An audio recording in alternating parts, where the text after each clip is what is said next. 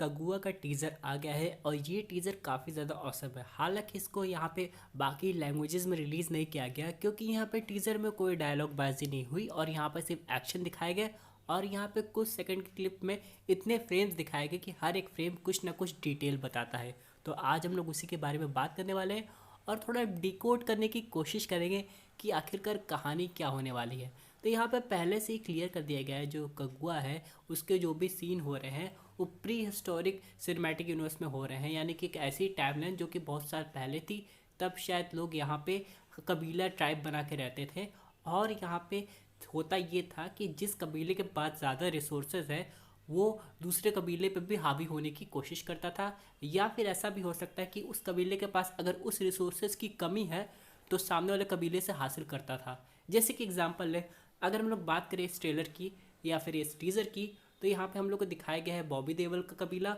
उसके बाद एक्टर सूर्या यानी कि अपने रोलेक्स भाई का कबीला। और यहाँ पे हुआ क्या है, अगर हम लोग नोटिस करेंगे तो बॉबी देओल का कबीला जो है वो रेगिस्तान से भरा हुआ है, एकदम ड्राई सा है। लेकिन वहीं सूर्या के कबीले की बात करें तो वहाँ पे काफ़ी ज़्यादा पानी जिसकी वजह से उनका जो हैबिटाट है वो रहने के लिए काफ़ी सही है। अब यहाँ पे स्टोरी सिंपल सी ये हो सकती है कि बॉबी देओल का जो कबीला है उसको किसी तरह सूर्या के कबीले पे कब्जा करना है और उनके कबीले वालों को जड़ से ख़त्म करना है। यहाँ पे हो सकता है मैंने कहानी कुछ ज़्यादा ही ओवर सिंप्लीफाइड कर दी हो, लेकिन ये हो सकता है जिस तरीके से दिखाया गया है विजुअल। हालांकि बात करें एनिमल्स की तो यहाँ पे हम लोग को स्टार्टिंग में एक शेर का ग्लिम्स दिखाया गया था, उसके बाद दोस्तों क्रोकोडाइल का भी, लेकिन वो दोनों चीज़ काफ़ी हद तक रियलिस्टिक लग रही थी। हालांकि अगर हम लोग शेर वाले ग्लिम्स की बात करेंगे तो वहाँ पे एक चीज़ आप लोग ने नोटिस किया होगा, आखिरी शॉट में अगर आप लोग सूर्या को देखेंगे तो यहाँ पे उनके जो नेकलेस है वहाँ पे दो बड़े बड़े दांत हो सकते हैं। अब यहाँ पे ऐसा नहीं कि वो लोग प्री हिस्टोरिक टाइम में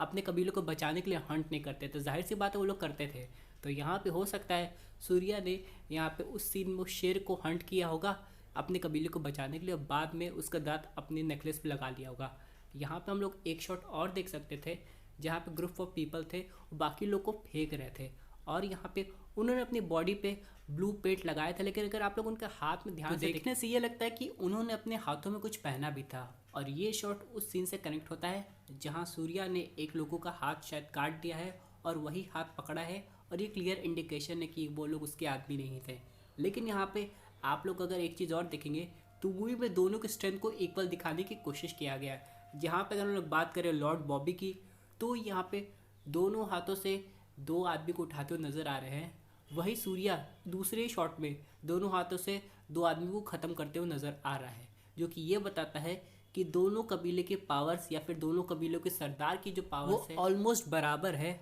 और कब कौन किस पे भारी पड़ जाए ये कोई नहीं। लेकिन हाँ, आपने उस सीन में एक और हिडन एनिमल नोटिस किया, अगर आप लोग ये शॉट देखेंगे तो आपको अजगर दिखाई देगा। लेकिन हाँ, लॉर्ड बॉबी की बात करें तो वो जब आ रहे थे उस कबीले पर अटैक करने तो वहाँ पे हम लोग को एक बड़ी सी शिप दिखाई दी थी और आसपास भी वहाँ पे शिप थी। लेकिन नोटिस करने वाली बात ये है इनके शिप पे कोई ऐसा मार्क नहीं लगा था, जैसे कि अगर ये लोग पायरेट्स भी होते हैं या फिर इनकी अपनी खुद की शिप होती है तो हर एक शिप वाले के पास अपना एक मार्क होता है, वो हम लोग को नहीं दिखाया गया। क्या यहाँ पे अभी पोस्ट प्रोडक्शन में वो मार्क आ जाएगा, बाद में हम लोग को देखने को मिलेगा जिससे हम लोग उस सिंबल को डिकोड कर सके, या फिर उनकी शिप पे मार्क रहता ही नहीं है।